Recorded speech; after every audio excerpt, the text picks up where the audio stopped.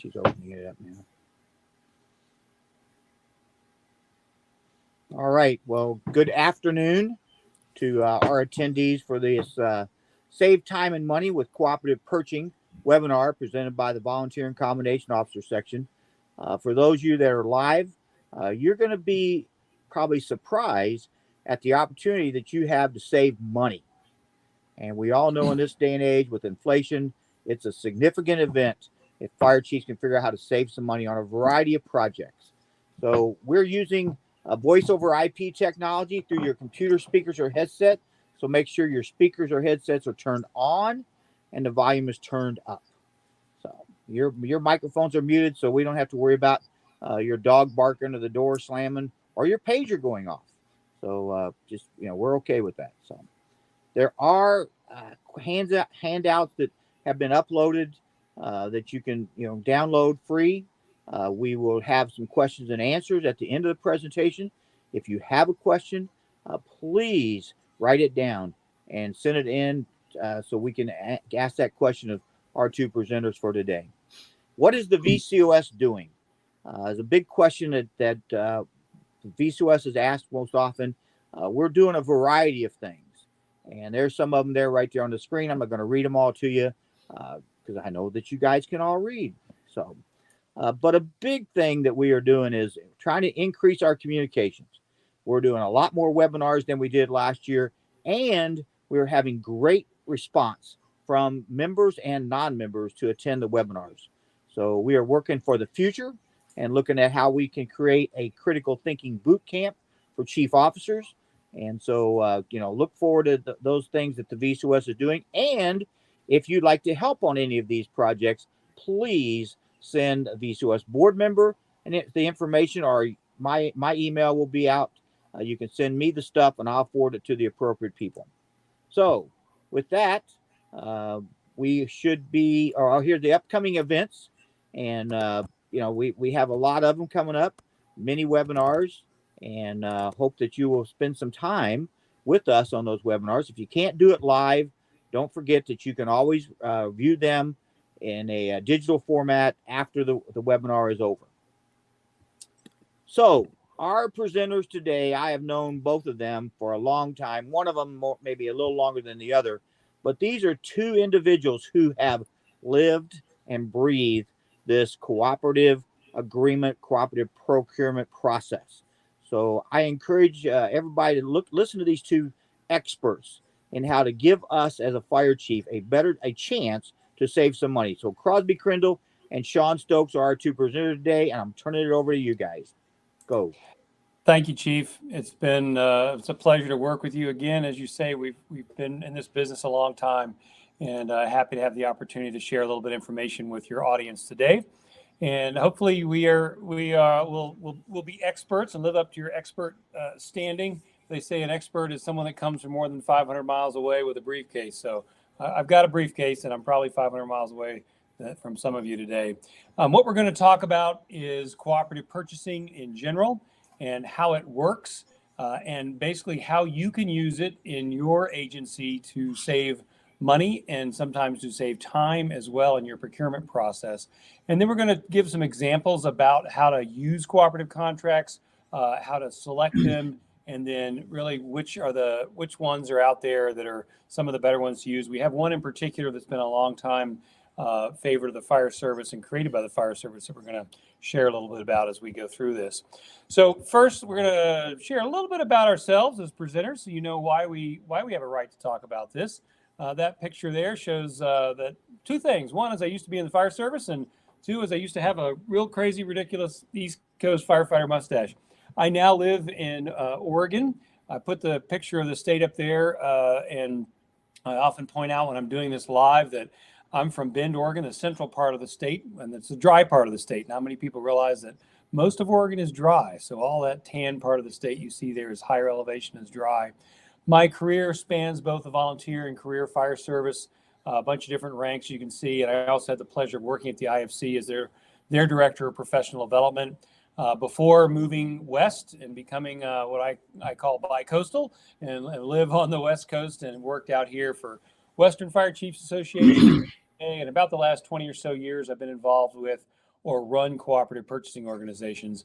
I now have a consulting business in this space and provide a lot of consulting work in cooperative purchasing for a variety of organizations. And we'll talk about one of those down the road. Now I'm going to turn it over to my co-presenter, Sean. Thanks, Crosby, and good afternoon to everybody. Really glad to be here. So I am also an East Coaster, but has stayed on the East Coast. Second generation volunteer, grew up in Western Pennsylvania in the fire service.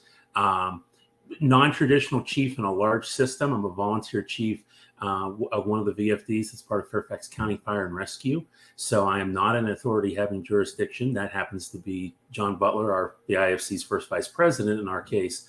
But am the chairman of our county fire commission and obviously working in a very dynamic environment.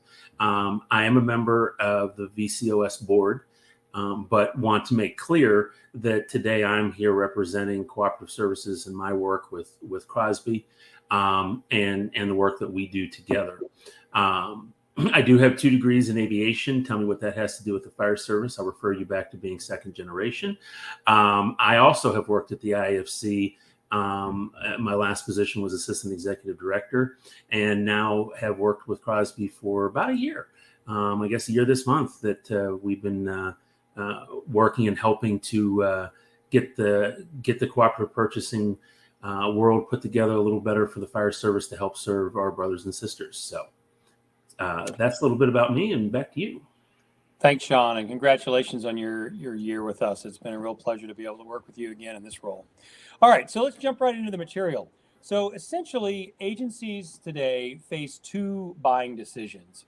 And I know I'm oversimplifying this, but what are you going to buy and how are you going to buy it? And certainly the what are you going to buy part, you get plenty of input on that, right? If you just went to the FDIC conference last week, or you go to any conference, you're going to find plenty of suppliers giving you ideas about what you should buy. And if you're a chief officer, no doubt you have plenty of firefighters and company officers regularly letting you know all the great things that you should be buying for operational purposes. So you got to make some decisions about what you're going to buy, and that part you know how to do. But the how you're going to buy it part, that's what we're going to talk about today, because there's a few different ways to buy things once you make a decision that you actually need to purchase. And primarily today, we're going to be talking about larger scale purchases, or what we would call above threshold purchases if you're a municipal department or a department that has a procurement policy that requires that. And you have a few choices there. You might conduct an RFP process. I've never met a fire chief yet that says they love doing the RFP process and they love that procurement process. You might go through a sole source, and sole source is also an option because we use that a lot in the fire service because we have unique needs and life safety issues and training and interoperability issues. But sole source doesn't always work, and it also takes a lot of paperwork. The final option there is use a pre-existing contract that meets your procurement requirements to make the purchase. And that's essentially what we're going to focus on today, because those types of contracts are the things that, as Chief Buckman mentioned earlier, will help you save money, and they'll also help you save time in your procurement process. And perhaps even most importantly, they will provide you with ultimate choice in your process. So as we kind of set the stage for this discussion, I always, let's see here. Okay, so as we set the stage for this discussion, there's a couple things to talk about. And what is public procurement? So procurement, we think about that and we go, well, that's pretty straightforward. But public procurement is a little special because it means buying things that you need to operate your organization with some fiduciary responsibility. Because even if you are a 100% volunteer organization relying 100% on donations, you have some fiduciary responsibility. And it's important to understand that and understand what that looks like and what your procurement policy looks like. So I want to turn this over to Sean to kind of speak to that a little bit, because he has the great perspective of being a volunteer fire chief. Sean? Thanks, sorry. Gotcha. Yeah, we're just missing a slide there. We are just missing a slide. That's okay. So a couple things to consider when, especially for volunteer chiefs, is that, a lot of us, we're actually running nonprofits, 501c3s. We're not actually municipal government. So one of the things that I get asked all the time is, well, why do I care about this? Because I don't, we're not using tax dollars, but you're getting money from somewhere. My volunteer department, our big source of funding is actually gambling. It's bingo. And the bingo players that come and play the bingo games, they're doing that because it's entertainment to them, but they're also doing it because they like helping the community. And we've got a brand new medic unit that we're about to take delivery of. I will take it around back one Saturday night, light it up, open it up on a break, and say, come see what your money's buying. And they love it. They get all excited, and usually we have a really great night. But the point is, they trust us. They trust that medic unit was, purchased properly, that their money is being used appropriately. Do we receive money and have a partnership with county government? We absolutely do. We need to make sure that how we are spending our money is appropriate and accountable back to the taxpayers that are paying that money to the county that is then passing it on to us.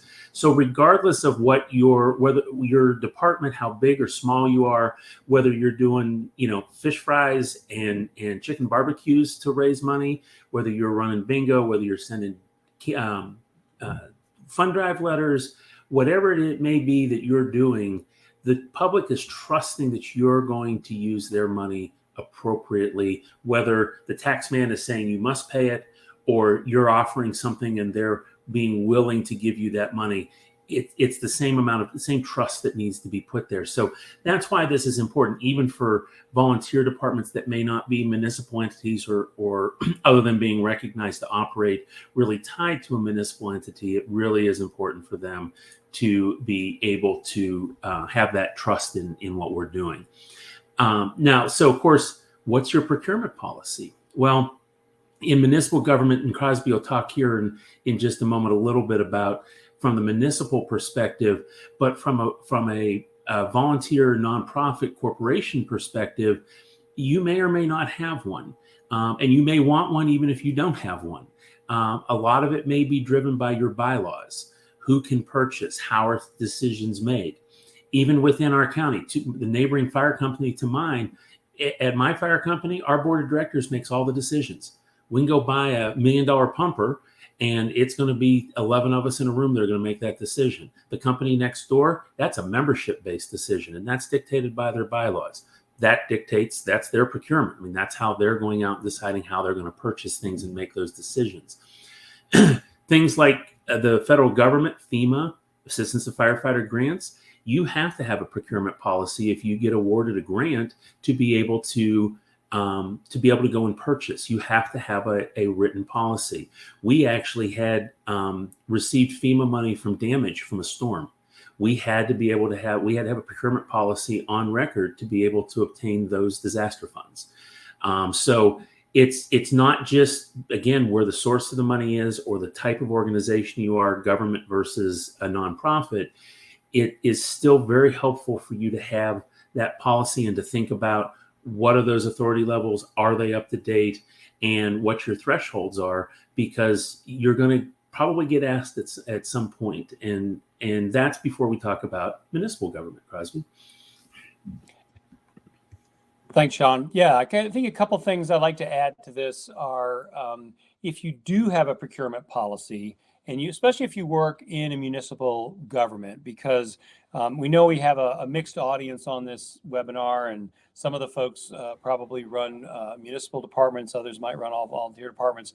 But if you have a procurement policy, and you should, as we heard from Sean, have you actually seen it? All too often in the fire service, we hear people go, well, we do things this way, because that's how I was taught from my predecessor. That's how we've always done it. That's how the person did it before me. Especially a procurement policy. I hear this a lot because that's not the thing you probably is on top of mind as a chief. You're thinking about operational issues as you should be, but your procurement policy needs to be reviewed. You need to make sure it's up to date. State statutes change all the time as it relates to procurement. And so it's important to make sure that not only you have one, but that it's up to date and that you understand it. I hear a lot of different people kind of start to talk about their procurement process, not policy, and their process and the words they use around that are pretty vague. And it makes me realize they probably don't have a full understanding of exactly what their policy requirements are, what their authority levels are, and an understanding of what kind of evaluation process their solicitation requirement requires. So, for example, you can have a lowest price evaluation for a solicitation, or you can have a best value type evaluation. Typically, in public safety, we like best value because it allows you to take into account other things than just price from respective bidders. Because we obviously have a lot of other factors that are important to us than just price. So there's a lot of things to look at with your procurement policy, and we won't dwell on this too much, but it's important to set the stage for that because this is going to help you understand if and when and how you can use a cooperative contract to satisfy those requirements. And part of the requirements revolve around spending thresholds. And I'm going to hand it back over to Sean to talk a little about spending thresholds to start, and then I'll probably chime in with a few more points. Yeah, absolutely. So again, in a volunteer department, you probably have a policy or a bylaw that says that certain officers can spend up to an amount.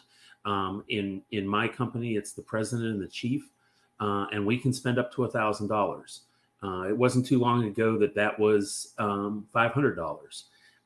When you talk about evaluating, are things current and are they meeting your needs? Think about the cost of things today. I got to be honest, just putting this program together with Crosby got me thinking that it's probably time for our board to sit back and go, do we need to raise the $1,000 because we're bumping up against that a lot.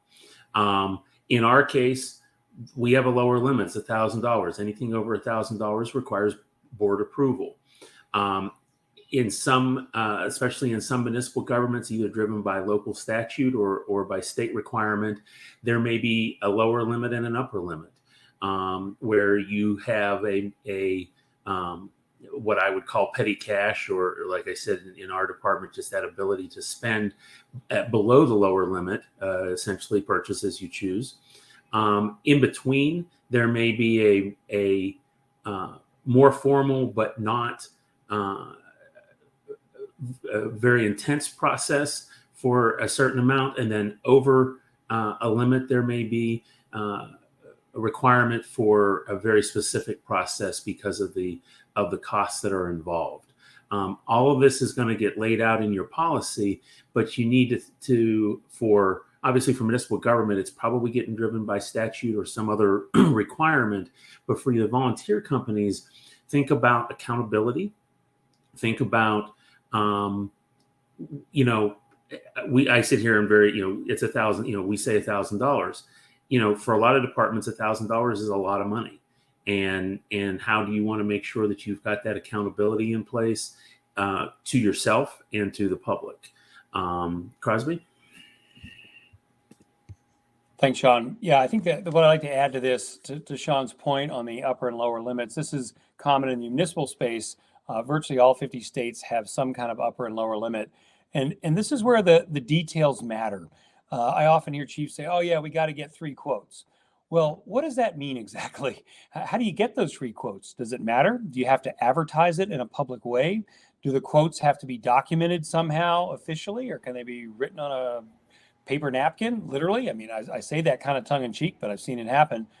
Can the quotes be just verbal? So it's kind of important to understand your process at a more detailed level, because in the procurement world, words matter, and what you do is it has to be very specific in that process, because there's a lot of things you can end up in the paper for, and I know you don't want to for the bad things, and certainly doing a procurement process that's not appropriate is one of those things. So it's important to look at that. And it's also important because you have a fiduciary responsibility to your public, like we talked about before. And that extends to the trust that the public has in you. So at this point, you might be going, well, I didn't really sign up for this. And, I'm a fire chief and I know operations, but I'm in over my head with the procurement stuff. But that's not really the case. I'm sure you're doing it probably mostly right, if not completely right. and we're here to help you learn how to maybe do that a little bit better. So, Sean, if you want to talk a little about procurement strategy, and I'll wrap that slide up. Absolutely. So, a couple things to think about is that that you want to know those rules of the game, and you want to follow whatever your requirements are. But those help to direct you, but you still need to go out and work the process with the vendors, with the folks that you're trying to purchase from, to be able to make smart decisions and get what it is that you really need for your fire department. And a big piece of that, first and foremost, like everything in the fire service, is relationships. The first time we meet should not be on the proverbial hood of the buggy during the fire. And that same thing goes with your vendors. Being able to have that communication, know who you're working with. If you have an opportunity to go to conferences and get to meet them and be able to have some conversation there, have that and also be transparent with what your process is. From a vendor perspective, nothing's worse than going in and thinking that you've got a sale and then getting told, no, we have a process and we have to do 3 bids, or this is how we're gonna go follow it. I met with a couple of different apparatus manufacturers, and I was very, very here recently, and I'm very upfront. We're talking to this person, and this person, and here's why, and here's how we're going to do this. As long as they understand what that process is, it'll go a long way in supporting what you're trying to do, and certainly do it within the confines of your procurement requirements and what your rules are. Another key to a strategy of procuring equipment in today's environment is to start early. I think most people know ambulances, we're looking at 3 years, give or take, to get from order to delivery. I'm hearing as high as almost 4 years on pumpers right now. And equipment, stuff that we used to take for granted, just getting the supplies for simple tools can take months to get in for a company to build them or make them. And there's backlogs. So with everything, and we're going to talk a little later about how cooperative purchasing programs can help you shorten that time frame, and what part of that value is, but cannot stress enough, when you're starting your process and the strategy of moving forward in buying something, you've got to start early. I need a new pumper. We didn't intend to start this process for another 2 years. We don't need it for 4. I'm doing it today, and I'm behind the 8 ball because of the time frames. Think about those impacts, and what they are doing for you and what that means. And at the same time, especially in municipal government, if you've got a procurement official, talk to them about that, work with them and explain to them what the challenges are, because they may have some ideas that can help in shortening that process up to help you get to where you need to be there. Crosby? Thanks, Sean. And just one more thing to tag on to the starting early part. The other reason to start early and talking to your procurement official early is to give them a chance to make sure your process is correct. I know we're famous in the fire service for trying things out, and everybody loves the fire service, and we're always working with the community and getting people to donate and contribute in various ways. But you have to be kind of careful. If you have a real procurement process and you have some supplier donating things for you to try out, potentially if you're in the middle of a procurement process or starting a procurement process, that might violate a procurement policy and or make them ineligible to participate in a resulting solicitation process. I know it creates problems in the federal grant process. If you are going to go out to bid, you can have a supplier providing you with specifications that ultimately has a chance at winning that business. So give your chief procurement officials a chance to help. They want to help. It's a great chance to have them come to a ride along, invite them to your station, have them understand your process a little bit more. We work with procurement officials a lot and go to a lot of procurement conferences. And believe it or not, they have classes just on how to work with fire chiefs and police chiefs, just because that's such an important piece of their work as well. All right, so let's dig into cooperative public procurement and talk about this a little bit more. So essentially, cooperative public procurement, in its simple form, is two or more governments working together under one contract. And there's other ways to define it. As you can see there, the American Bar Association defines it as procurement conducted on our behalf, one or more public procurement units. So there's a few different ways in which cooperative procurement works, and that's what we're going to run through. Sean, did you have anything else to add to this slide? I I do not. Perfect. All right. So in general, cooperative procurement is about sharing resources, which we are good at doing that in the fire service, and connecting buyers and sellers and creating efficiencies and savings. And the sharing resources, think about it as mutual aid for procurement. And we all understand the mutual aid concept, where we allow other agencies to come in and work operationally with us side by side. Well, we're doing this essentially, we're allowing other procurement organizations, other governments to create contracts that we then trust in that process. A few different terms you might have heard is piggybacking. That is essentially referring to a type of cooperative procurement, or bridging is another term that I've heard used in this space. Now, this is not something that is, excuse me, there's that missing slide we had earlier. This is not something that Sean and I just made up. This is something that is trending pretty significantly nationally. As you can see here, it's estimated that about $45 billion will be spent this year through state and local governments by cooperative contracts. So a pretty significant number. It's about 20% of all state and local government spend. And this data is actually, the previous slide is very recent. This data is a couple of years ago, saying it was about 20%. It's probably quite a bit more than that by now. So don't worry, this is not something weird. If you haven't heard about it, it's not something weird if you suggest it to your agency that you're going to be out on the front doing something unusual. This is actually a very well-respected and common practice now in the procurement space.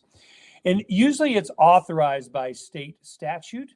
In fact, all 50 states have some kind of statutory language that authorize the governmental units to do a cooperative public procurement.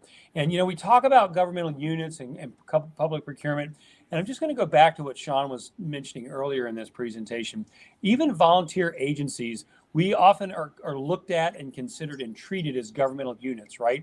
Because you probably operate under some kind of charter from the municipality, from the government that you are sworn to protect and serve, to provide that fire protection service. So even though you might be a nonprofit or 100% volunteer agency, you still are often seen in the procurement world as a governmental unit. So you can look at those state statutes. We'll show you an example one here in a minute, but there has to be a very specific process followed to use a contract between governments.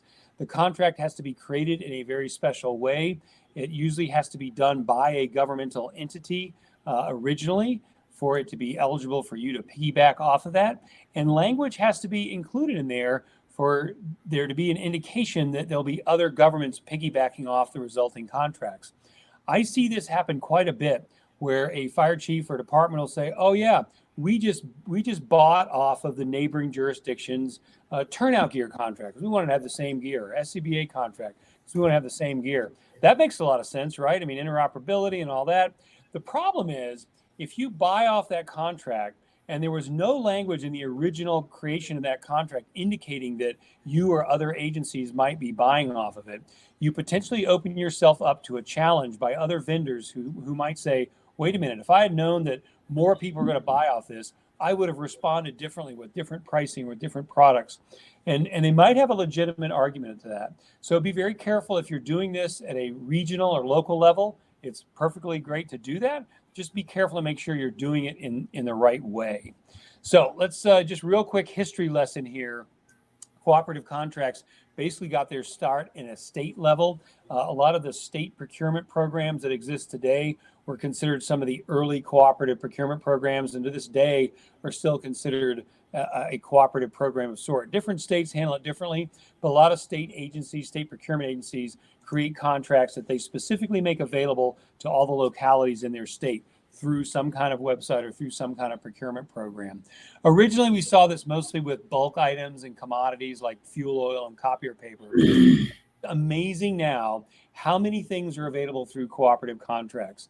You literally can buy everything from those bulk items all the way to very complicated software, computer technologies. In many states, it's actually possible to build fire stations and bridges and schools off of cooperative contracts.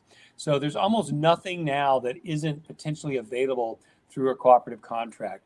Again, the primary purpose is to save you time and get you maybe better pricing than you would if you were doing it strictly on your own.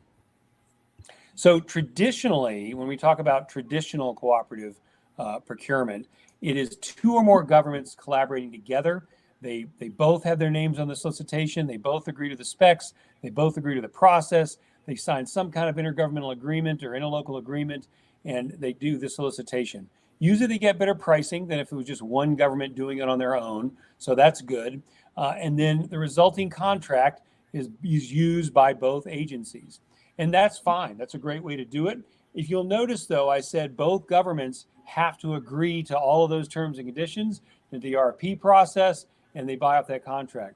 You know how tough it is to get two governments to agree on all of those things. So one of the challenges to traditional cooperative purchasing is the amount of work that goes into making sure that they all agree on that. The same goes true for down the road when that contract might need to be amended. That means both governments have to sign off on that. So I'm going to take this up to kind of the next level, what I call of piggyback cooperative purchasing. The next level is one agency could act as the lead agency, and then other agencies that have signed onto that intergovernmental agreement can piggyback or bridge onto the resulting contract that that lead agency creates. So in this case, you see this a lot in large metro areas where the metro agency will be the lead agency, and then maybe the surrounding smaller agencies will be the piggybacking agency. We also see this in areas like where Sean works in the Northern Virginia, DC metropolitan area. There's things like the Council of Government, where they put in language in all of their solicitations that indicate the surrounding jurisdictions are eligible to piggyback off the resulting contracts. This is another great way to do cooperative purchasing. But again, you have to make sure you're doing it correctly and make sure that the right language is in there and that make sure that you're still following the processes that you and your procurement policy require you to follow. The other downside to this type of cooperative purchasing is that lead agency then is responsible for managing the contract. So we'll go back to the turnout gear example. Turnout gear, typically departments want to buy turnout gear over a period of time, right? You might be doing a replacement, but you're still going to need to buy new gear for new employees or people that damage their gear. So the contract's going to be in place for a while. So what happens a year from then when the contract's created, after the contract's created, and now another agency, one of the piggybacking agencies, wants to buy off of it, but there's some new products that they want to buy, or the pricing's changed. Now that lead agency has to do contract work just so one of the piggybacking agencies can use that contract. Again, that's possible, and that's not a problem as long as all the agencies involved are okay with doing that work and supporting that contract management for the other agencies. So so there's some of the things that you have to be aware of in doing the piggyback cooperative purchasing. You also have to make sure that all the correct language is in there and that there's probably some kind of intergovernmental agreement or PA between those governments to do that. Not a big deal because people do that all the time in the cooperative procurement space and in the governmental space. We do these kinds of relationships all the time. So let's talk a little bit about sort of the next level of cooperative purchasing, which is really at the heart of what we want to share with you today, which is cooperative procurement organizations. These organizations can be public agencies, they can be nonprofits or for-profit companies. There are literally hundreds, if not thousands, of regional and industry-specific cooperatives or third-party aggregators available to you out there. And essentially what cooperatives do are they create these cooperative contracts and they use a lead agency to issue the RFP, award a contract, and then other government agencies, nonprofits like volunteer fire departments can piggyback off the resulting contracts, satisfying either their local requirements or saving them money in the process. Because what we're going to see with these national cooperatives in particular that's really helpful, especially for some of the smaller volunteer fire departments, is the pricing that you're going to access through some of these national contracts represents much better pricing than what you would get if you were just trying to conduct that procurement on your own. The cooperative is there to guide both the lead agency and those piggybacking agencies through the process. That's really important because that helps you through that, right? Again, this is not your area of expertise, and to be able to have a cooperative with staff that does this every day, who can help you find those contracts, help you explain how to use them and gain access to them, is super helpful. And that's essentially the business of a cooperative and why they exist. So my last position was a training chief, and this, I know we're visual learners in the fire service, so this is my rudimentary attempt to represent this procurement process visually. This represents all the steps here, right? We have defining the need, creating the specs. We do that RFP process, which we don't always love doing, or some kind of solicitation process. You finally get to place the order, and that timeline there represents however long that takes. As Sean pointed out, it takes a lot longer these days because of supply chain issues. All right, imagine replacing these center two elements with a cooperative contract. You notice the create the specs arrow got a little bit shorter, and that's because cooperative contracts usually represent an entire catalog of solutions and basically represent a whole bunch of products that you can kind of browse for rather than creating specs from scratch.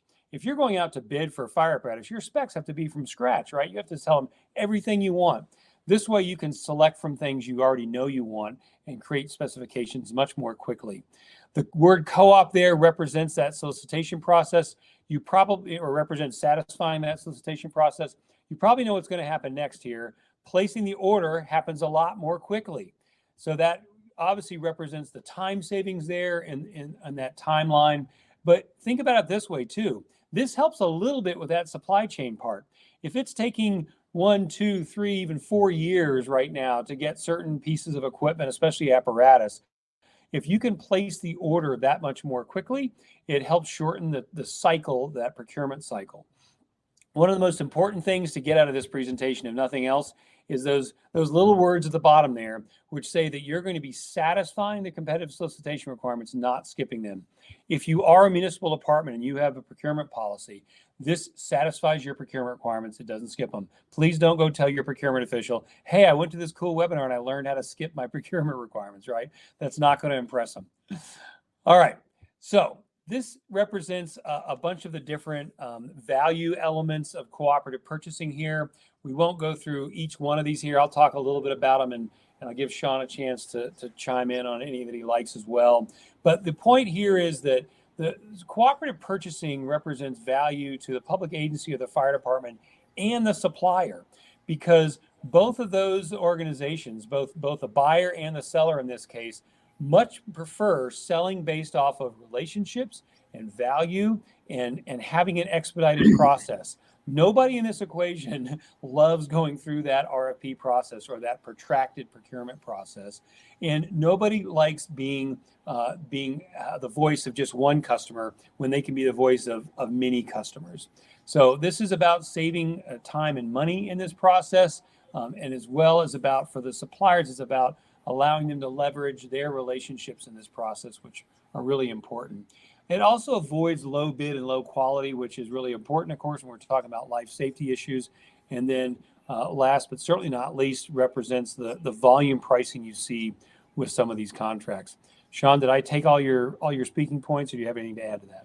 No, what I wanted to add to this is that for a volunteer department, a nonprofit, even a small department, one of the values is not just that saving time and money piece, but you're getting a volume pricing that for a small department you couldn't get otherwise.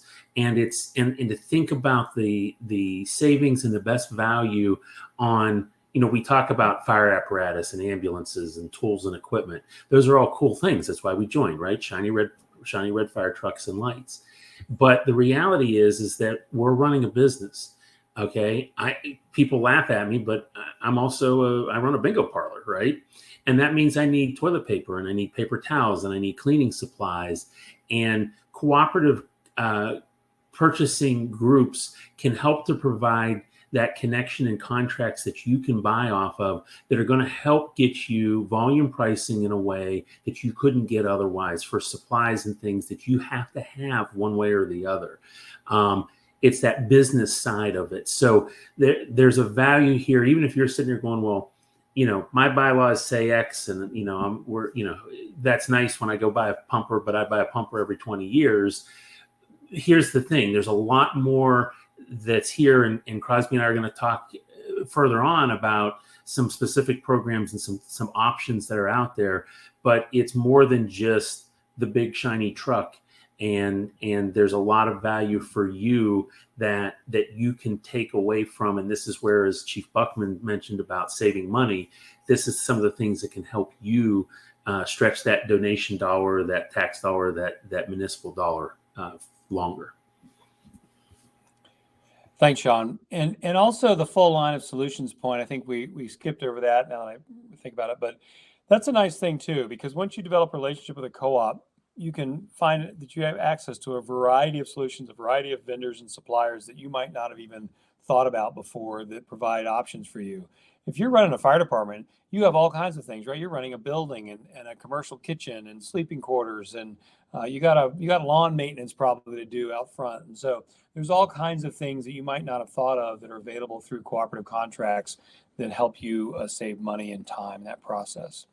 So some of the other benefits of using an actual cooperative versus doing your own kind of cooperative procurement process. We talked about the staff assistance before. We talked about ease of use, but sole source is another thing I like to talk about. Some departments say, oh, but I do sole source. I just say, well, this is the only thing that we can use because of training and interoperability, and that works. And that's great when it does work. But whenever you do sole source, you do run the risk of opening yourself up to a challenge or a procurement official saying, oh, you know what, I Googled this, and there's also other red fire trucks that squirt water. It's the same thing, right? And we know that's maybe not the case. So sole source is an option, but it's an alternative to that. And in a way, it kind of trumps sole source by saying, okay, we're going to pretend as though we're doing a solicitation process. We're going to use a cooperative contract to meet those requirements. Sean mentioned earlier that it's part of the federal requirement that you have, that it's part of 2 CFR, that you have a documented procurement policy to spend federal grant dollars. And usually that 2 CFR also speaks to using cooperative contracts. Usually the way it works is if your procurement policy would allow you to spend your own dollars, your municipal dollars or your volunteer dollars through a cooperative contract, then it's okay to use a cooperative contract with federal grant dollars.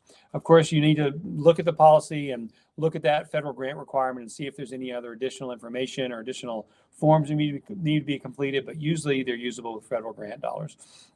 And the nice thing is there's typically no fees to participate. So at this point, you might be going, wait a minute, somebody's got to be making money off this because you all are in business as consultants and there's co-ops out there that are in business and they pay staff to do it. So how does the money work? Okay, so there are fees. The fees are paid by the vendors, the suppliers, when they make a sale off the contract. It varies a little bit by co-op, but in general, suppliers are only paying fees when they're making sales off of contracts. It's usually a pretty small percentage, and they don't mind doing that because they're making a sale and they're also making that sale without having to compete in an RFP process. And so those fees are usually not passed on directly to you. I mean, they're just a cost of doing business. There are some co-ops that pass some fees directly on, but that is the exception rather than the norm.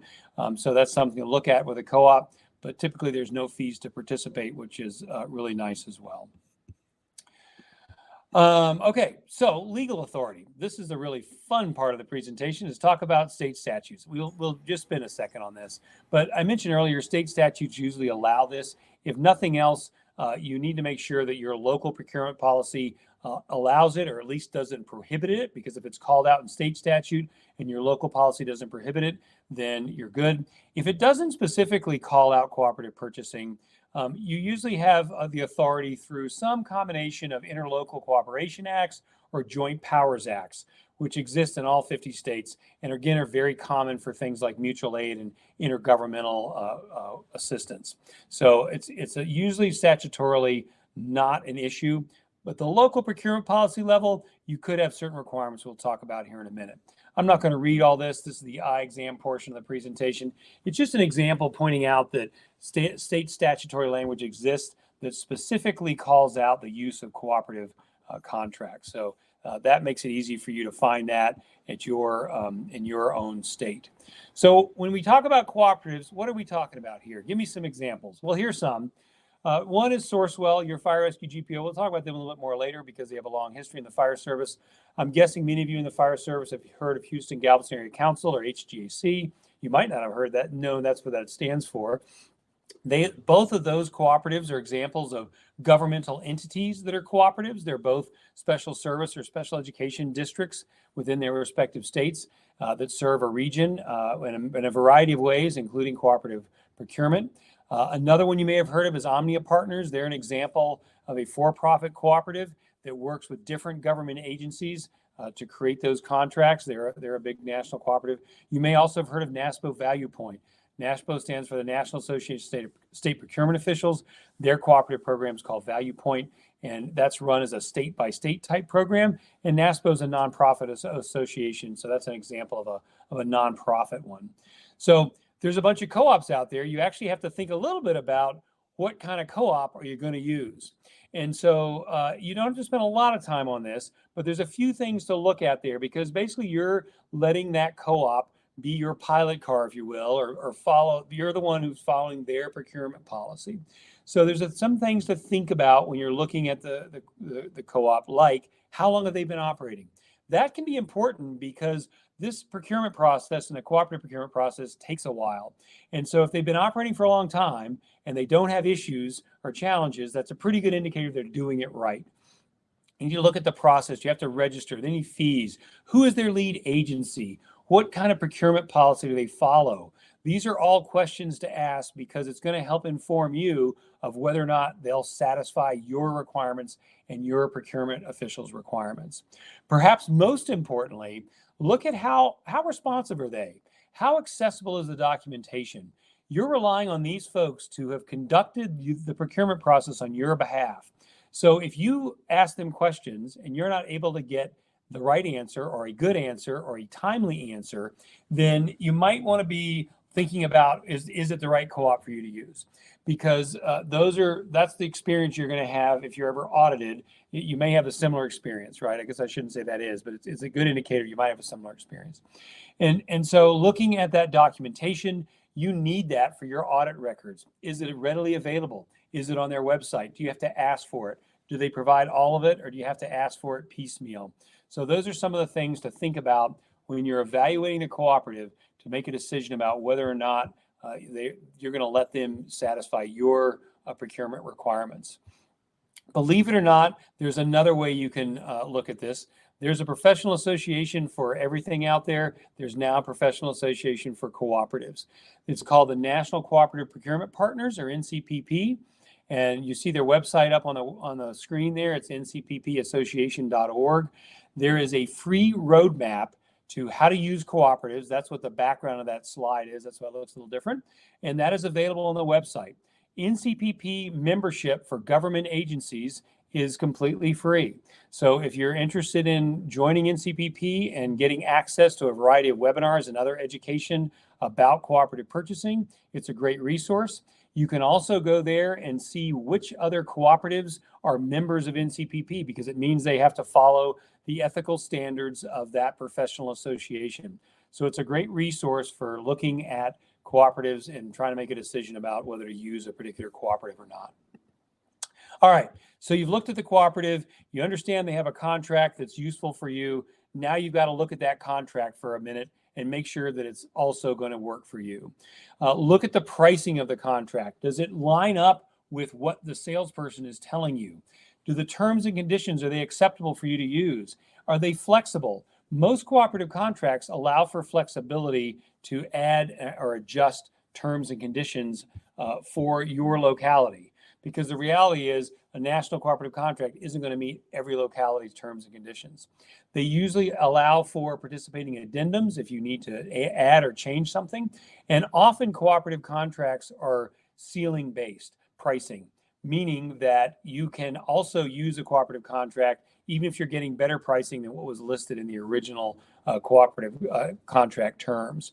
But you need to look at that contract and make sure it's compliant with what your experience is with the salesperson than what they're telling you that you're getting, how much it costs, and what you're buying. So these are all things to look at with that contract and making sure that you're in compliance. Then finally, you have to make the decision about using the contract. So how do you do that? Well, first you establish legal authority. We already talked about how to do that through your statutory language and your procurement policy. Do you have to do any board resolutions or any interlocal or intergovernmental agreements? You might not, but make sure you follow that procedure. Look at the political landscape. Is there a reason that you should actually go through a bid process rather than use an RFP? Maybe there's some people on your board of directors that also work for the supplier that you're planning to buy from. Maybe it's not a good idea to use a co-op contract in that place. Maybe you need to go to bid. So things like that you need to think about. Finally, documentation. Make sure you capture all the documentation that the co-op provides you on that contract and maintain it in your records for an audit in case you're ever audited. That's probably one of the most important things at the end of that. And then you actually get to make the purchase. So when you make the purchase, it's really good that you usually get to work with your local supplier. A lot of these contracts are manufacturer-based contracts, so they allow you to have access to all their distributor or supplier network. Finalize those terms. Reference, usually you get some kind of member number with whichever cooperative you're working with, and then reference that on your purchase order and reference the contract on your purchase order, and then maintain those documents for audit records. Sean, do you have something to add? I was just going to comment specifically on when using the contract. Go back to the volunteer departments where everything's dictated by their bylaws. This is something that you talk about political landscape and documentation and the authorities. That has a whole set of meanings in the municipal world. But also think about if you're in a volunteer department. One of the values to this, as we've talked about, is you can do things quicker. But, you've got to get your membership behind it. You've got to get them to understand. You've got to do a little bit of education as to why using this means that you've met the requirements or their expectations of how you're going to work the process. So keep that in mind that, you may look at this and hear Crosby and I today and be like, this is it. This is how we're going to go do business from now on. This is the way to do it. And we hope some people do. But the reality is that you've got to be able to do some legwork to get your members in the volunteer departments to understand what this is and effectively sell them and make them comfortable moving forward, because that's going to go a long way.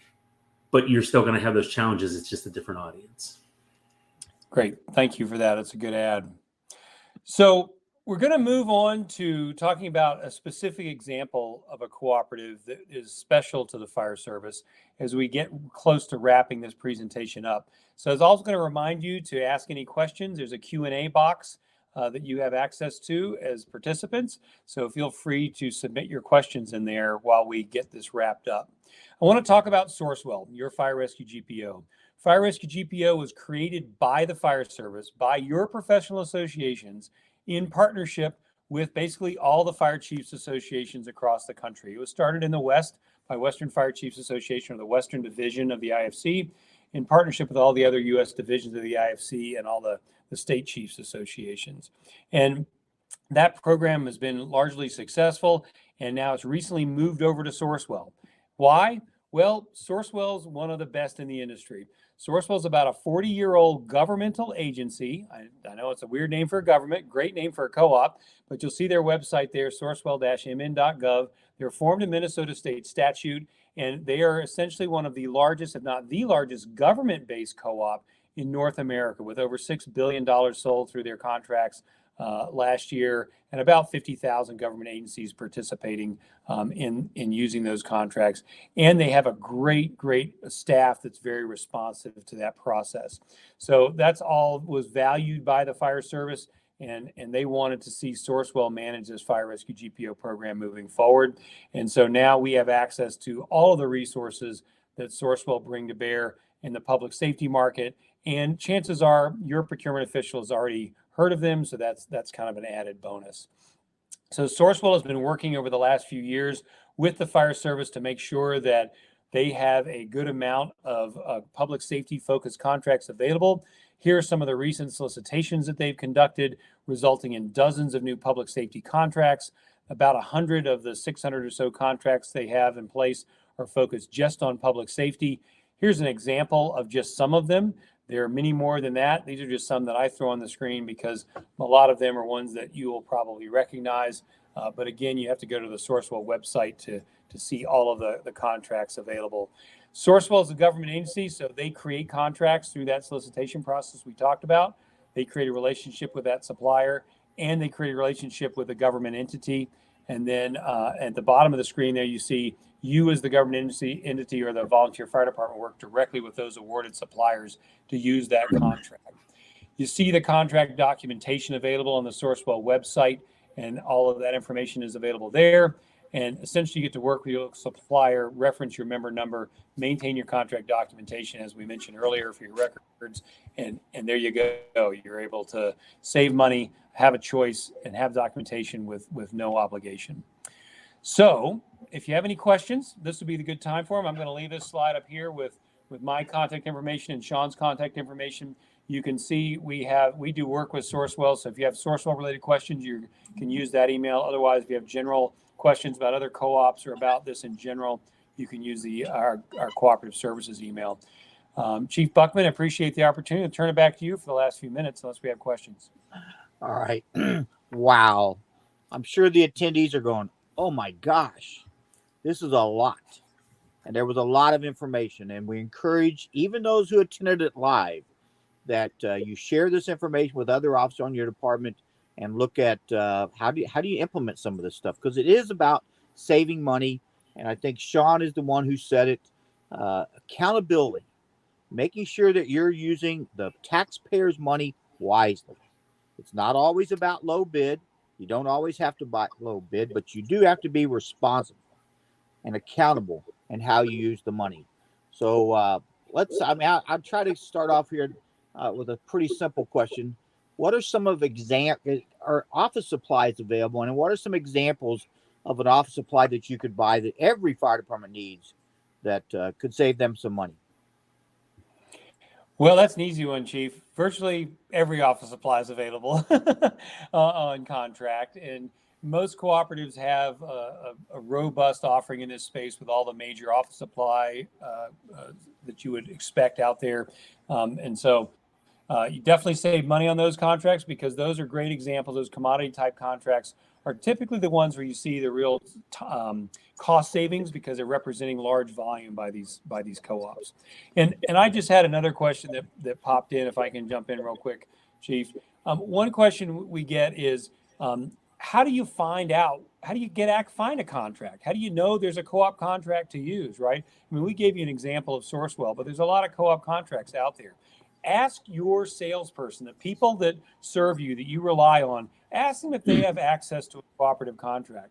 Most of them have been trained on the contracts that they have available to them, either directly through their dealer or through their manufacturer.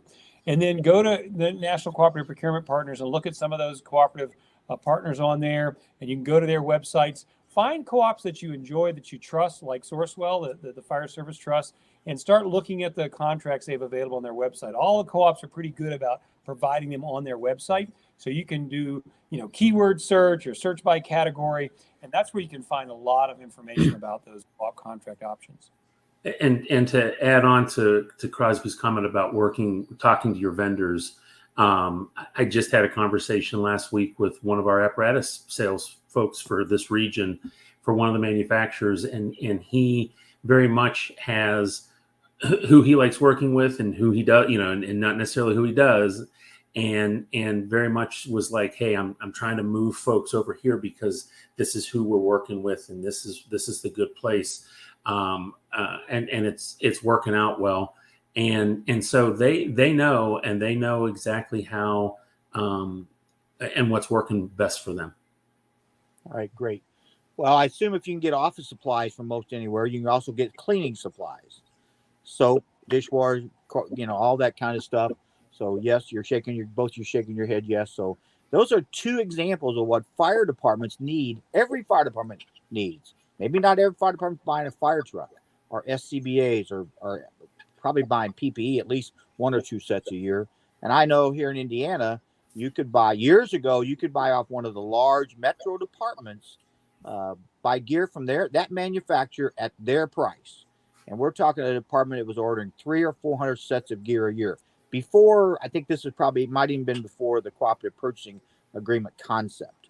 So this idea has been around for a while. So I encourage fire chiefs.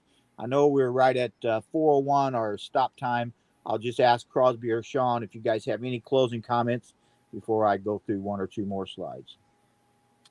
Thank you, Chief. Yeah, you're right. You can buy everything. I mean, software, computers, hardware, radio communication devices, FirstNet, wireless service. There's just virtually anything that you're buying. Probably there's a co-op contract for it. So, if you take nothing else away from this, just keep in mind that this is an option for you. You don't have to use it every time, but chances are you're gonna save money in that process and certainly some time. Thank you. And I think that from the volunteer perspective, I think this is an area that a lot of volunteer fire departments are not aware as an option, and the value of how it can help them.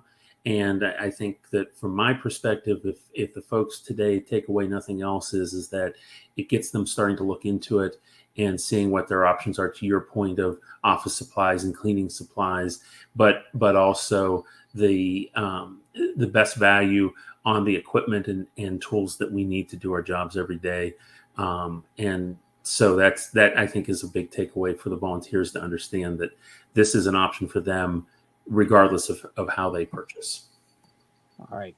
Well, again, thank both of you for an excellent presentation. Lots of information for those fire chiefs or chief officers who are in attendance. I'll be watching this recorded. This is being recorded, so there we go. And we've done the questions and answers. So I want to thank again Crosby and Sean for being with us, and thank all the attendees who are with us as well today. So have a great evening, and thank you all very much. Bye-bye.